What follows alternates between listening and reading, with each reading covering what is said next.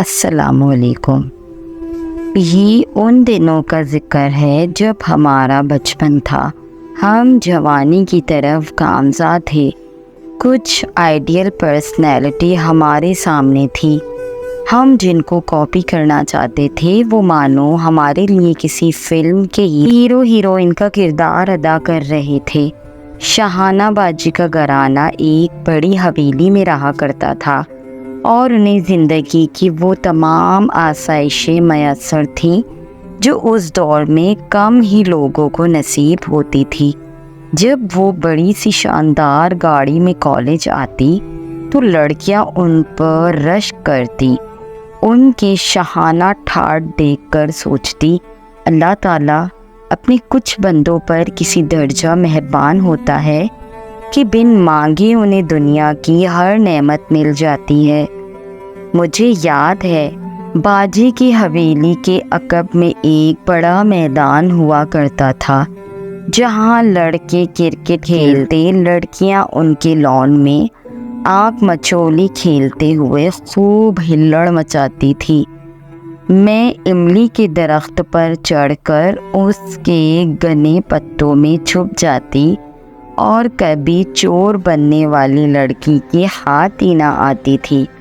باجی کے گھر کے سامنے متوسط طبقے کے کچھ معمولی گھر آباد تھے۔ ہمارے رؤوف بھائی اس علاقے میں رہتے تھے۔ ان کے والد کی آمدنی بس اسی قدر تھی کہ سفید پوشی سے گزر بسر ہو رہی تھی۔ تبھی رؤوف بھائی کو کالج کے بعد جز وقتی ملازمت کرنا پڑتی تھی۔ انہیں ٹینس کھیلنے کا شوق تھا۔ انہوں نے محلے کے کچھ لڑکوں کی 2 ٹیمیں بنا رکھی تھی۔ وہ خود امپائر ہوتے، البتہ جن دنوں ان کے امتحان ہو رہے ہوتے یہ سلسلہ موقوف ہو جاتا، کسی بچے کو اجازت نہ ہوتی کہ ان کے گھر آئے اور ڈسٹرب کرے۔ اسی طرح جب ہمارے امتحان ہوتے تو سب کھیل بند ہو جاتے۔ ان کا حکم تھا کہ صرف پڑھائی پر دھیان دو۔ وہ باقاعدہ ہماری ماہانہ تعلیمی رپورٹ دیکھتے۔ اگر کوئی فیل ہو جاتا تو اسے کھیلنے کی اجازت نہ ہوتی۔ شام کو خود میدان میں جا کر وہ چیک کرتے کہ امتحان کے دنوں میں لڑکے گراؤنڈ میں تو نہیں ہیں۔ ہم لڑکیاں زیادہ تر میدان میں کھیلنے کے بجائے شاہانہ باجی کے عقبی لان میں کھیلا کرتی۔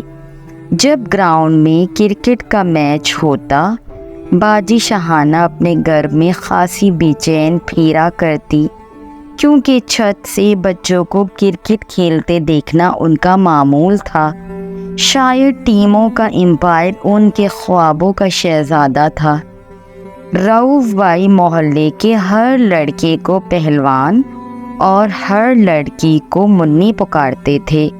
وہ ان سے یوں گل مل کر باتیں کرتے جیسے سب ان کے چھوٹے بہن بھائی ہو۔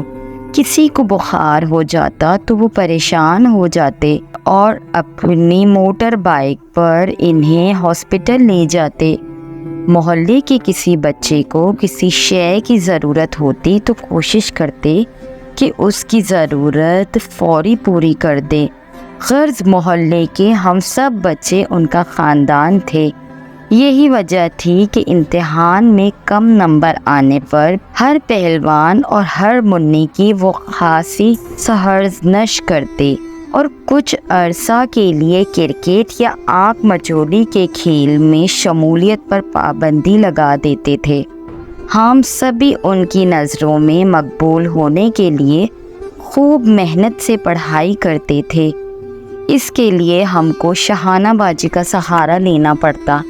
میں تو یہی کہوں گی کہ تعلیمی میدان میں ہماری نمایاں کامیابی کا سہرا رؤوف بھائی اور شاہانہ باجی کے سر پر تھا۔ لڑکیوں کے لیے شاہانہ باجی اور لڑکوں کے لیے رؤوف بھائی۔ محلے کے یہ 2 کردار ہماری زندگیوں کا سرمایہ ہوا کرتے تھے اور ہماری معصوم خوشیوں کا گویا سر چشمہ تھے۔ رؤوف بھائی نے خصوصی طور پر جرمن زبان سیکھی تھی تعلیم مکمل کرنے کے بعد وہ جس جرمن فرم میں جز وقتی ملازمت کرتے تھے اسی نے ان کو اچھی ملازمت کی آفر دے کر جرمنی بھیج دیا۔ 2 سال وہاں رہ کر وہ واپس آ گئے۔ اب ان کی کافی ترقی ہو گئی تھی۔ والدہ کو بیٹے کی شادی کی فکر نے ستایا۔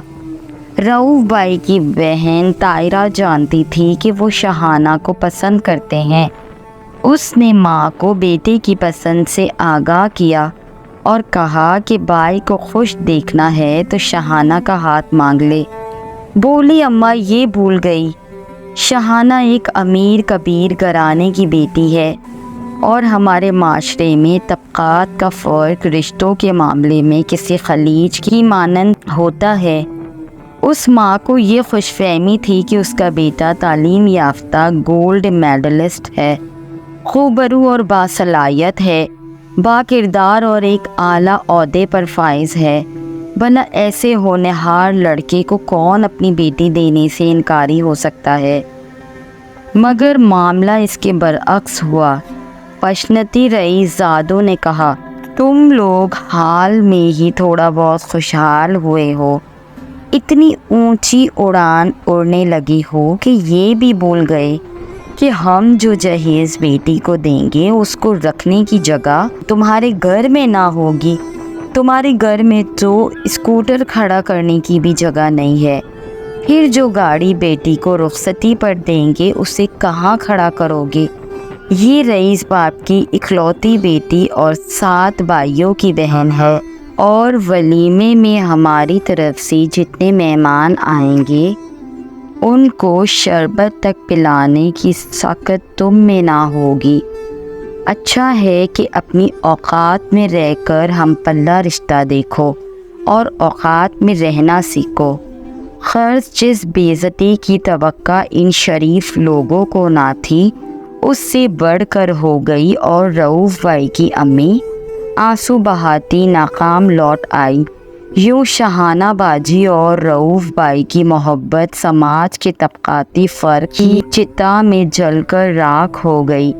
شاہانہ باجی نے مجھ سے کہا تھا، رؤوف ملے تو کہنا کہ میرا اس فیصلے میں کوئی حصہ نہیں، مجھے معاف کر دینا۔ آج کل کا زمانہ ہوتا تو شاید رؤوف بھائی آہیں بھرتے یا پھر شاہانہ باجی کو بدنام کرتے، مگر انہوں نے چپ سادھ لی۔ جو دل پر گزری سہ گئے۔ اف تک نہ کی مبادا شاہانہ کے بارے میں کوئی چیمہ گوئیاں کرے۔ محلے کے بچوں کا ہجوم اب بھی ان کے اطراف ہوتا، مگر اب انہوں نے سب لڑکیوں سے کہہ دیا کہ وہ شاہانہ باجی کے گیٹ کے سامنے کھڑے ہونے کے بجائے گراؤنڈ میں آ کر جمع ہو جایا کریں، وہاں سے وہ سب کو ہمارے گھروں تک پہنچا دیا کریں گے۔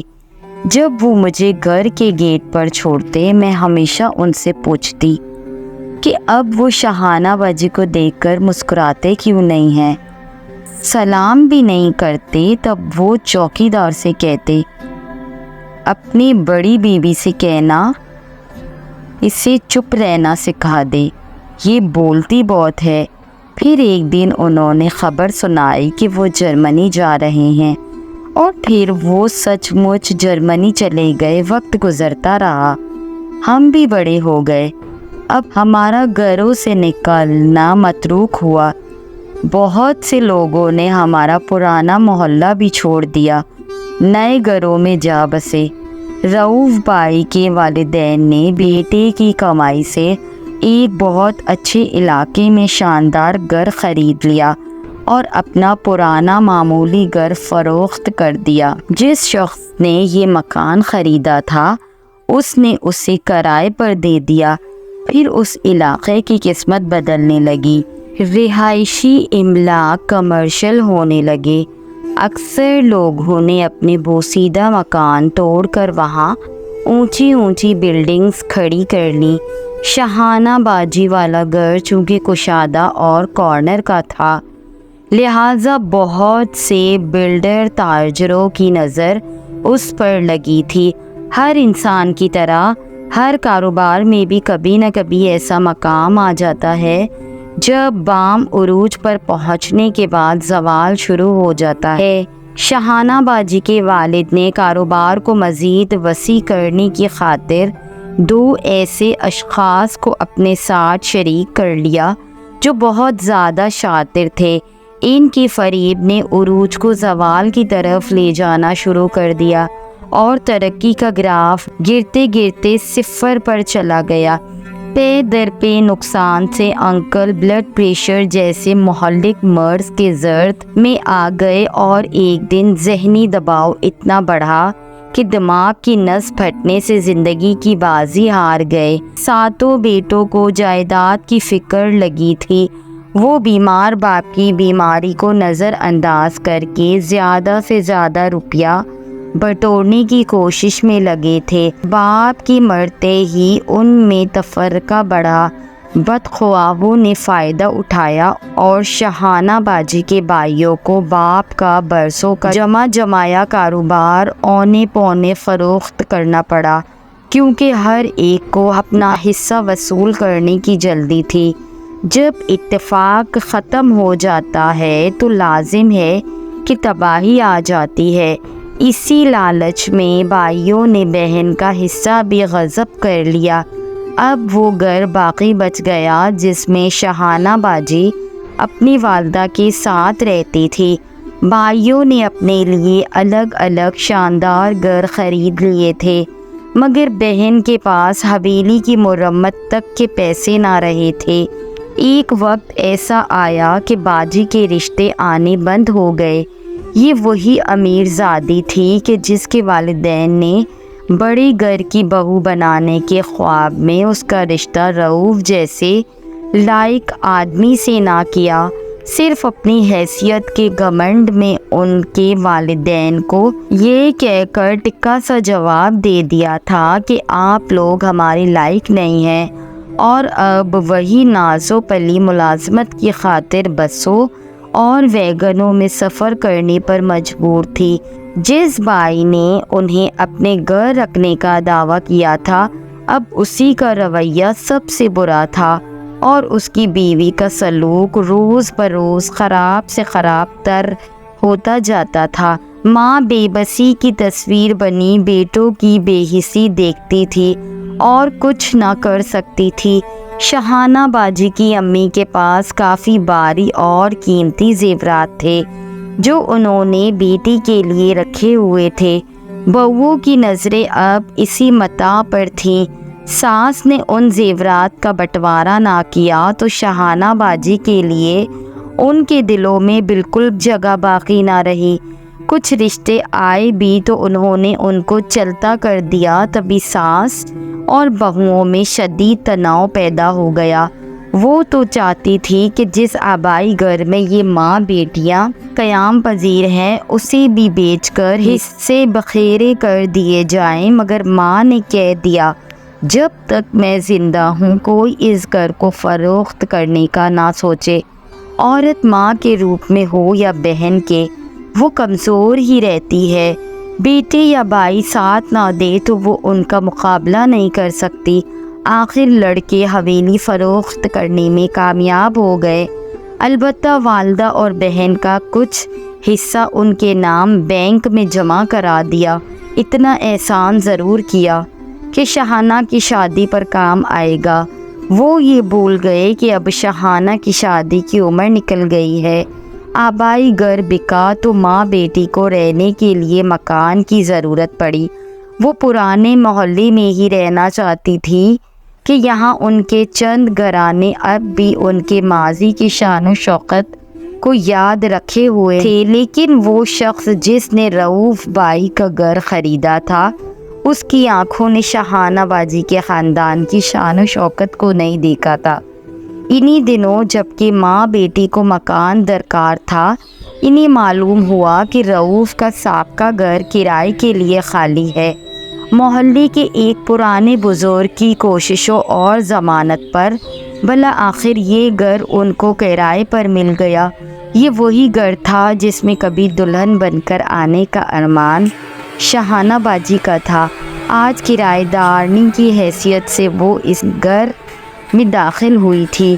یہ وہی گھر تھا جس کے کونے کونے میں انہیں ان کے محبوب کی خوشبو آتی تھی، جہاں وہ رؤوف کے ہمراہ بچپن میں کھیلنے آیا کرتی تھی، اور رؤوف کی امی پیار سے اسے اپنی گود میں بٹھا کر ان کے بالوں میں کنگھا کیا کرتی تھی اور 2 چوٹیاں بنایا کرتی تھی۔ آج شاہانہ باجی حسرت بھری نگاہوں سے اس بوسیدہ مکان کے در و دیوار کو دیکھتی رہی جہاں ماضی کی پرچھائیاں باقی رہ گئی تھیں۔ وقت گزرتا رہا اور ماں سجدوں میں اپنی اکلوتی بیٹی کی شادی کے لیے اللہ سے دعا مانگتی رہی۔ اللہ تعالیٰ غفور الرحیم ہے کہ انکل کے غرور کو معاف کر کے ان کی بیوہ ماں کی دعا سن لی۔ ایک دن رؤوف بھائی اپنے دیرینہ دوست سے ملنے پرانے محلے آئے تو ان کا جی چاہا کہ اپنے پرانے گھر کے مکینوں سے بھی ملتے جائیں۔ دوست نے بتایا کہ تمہارے فروخت کردہ گھر میں شاہانہ اور اس کی والدہ کرائے پر رہائش پذیر ہے۔ یہ بات سن کر رؤوف بھائی کو اپنے کانوں پر یقین نہ آیا۔ تصدیق کے لیے انہوں نے دروازے پر دستک دی۔ آنٹی نے دروازہ کھولا اور رؤوف کو پہچان کر ہکا بکا رہ گئی۔ بت کی مانند ساکت رہی اور اندر بلانا بھی یاد نہ رہا۔ بلا آخر رؤوف نے ہی خاموشی کو توڑا۔ خالہ جی، کیا اندر آنے کو نہیں کہیں گی؟ ہاں بیٹا، آؤ اندر آ جاؤ۔ یہ تو تمہارا ہی گھر ہے، تھا لیکن اب نہیں ہے۔ تم کب آئے پاکستان؟ بس چند دن پہلے خالہ جی۔ پردیس سے جی بھر گیا ہے، اپنوں کی وہاں بہت یاد آتی ہے۔ کہ شادی ہو گئی؟ کتنے بچے ہیں تمہارے؟ ماشاءاللہ۔ شادی نہیں کی خالہ جانی، کوئی گوری پسند ہی نہیں آئی۔ اتنے میں شاہانہ بھی آفس سے آ گئی اور رؤوف کو گھر میں بیٹھے دیکھ کر آنکھیں جھپکنے لگی جیسے کوئی خواب دیکھ رہی ہو۔ کچھ دیر بعد وہ چلا گیا۔ یہ معلوم ہو گیا کہ شاہانہ باجی کی بھی ابھی تک شادی نہیں ہوئی ہے۔ ایک ہفتے بعد طاہرہ اور اس کی امی آئی۔ وہ شاہانہ کا ہاتھ رؤوف کے لیے مانگنے آئی تھی۔ شاہانہ کی امی نے انکل کے اس روز کے رویے کی معافی طلب کی۔ ظاہر ہے جو اس دنیا میں نہ رہا ہو اسے معاف کر دینا ہی احسن ہوتا ہے۔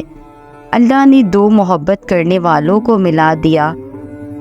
18 برس کے بن باز کے بعد بالآخر کھوئے ہوئے کو رستہ مل گیا اور شاہانہ باجی اس چھوٹے سے گھر سے جہاں انہیں بہو بن کر آنا تھا، بیٹی بنا کر رخصت کر دی گئی۔